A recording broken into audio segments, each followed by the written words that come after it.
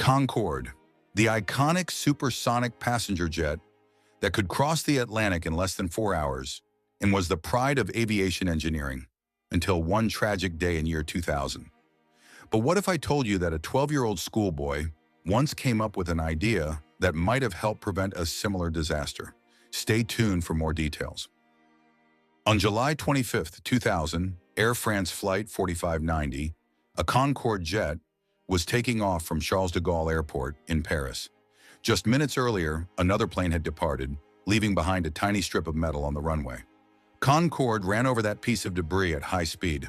The tire burst and fragments were flung into the aircraft's wing, rupturing a fuel tank.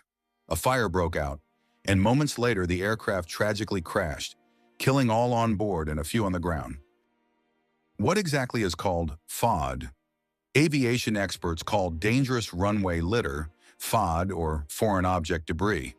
A tiny fragment, something as small as a nut or metal strip, can cause catastrophic damage to fast-moving aircraft.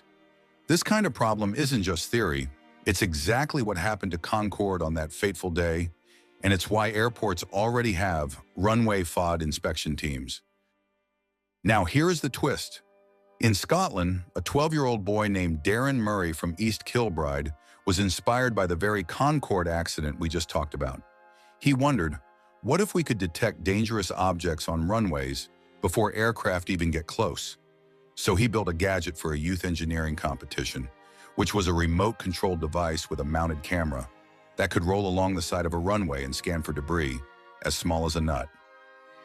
His prototype, although made on a tight budget of around 100 pounds, was designed to spot even tiny pieces of debris and send that info back to airport control. Reportedly, airport officials thought the idea was worth exploring further and called it a good innovative addition to the tools used for runway safety. Daryn said his inspiration came from his uncle, who was a pilot, and his own fascination with planes, but also from wanting to make flying safer for everyone. Daryn's story shows how even young minds can contribute to solving real-world problems.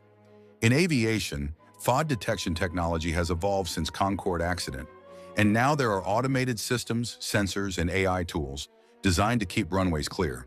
But never forget that one tiny piece of metal on the runway once changed the aviation history forever. Remember, Concorde didn't fall because of a design flaw or a lack of technology. Instead, it fell because of something very insignificant, something commonly overlooked and ignored.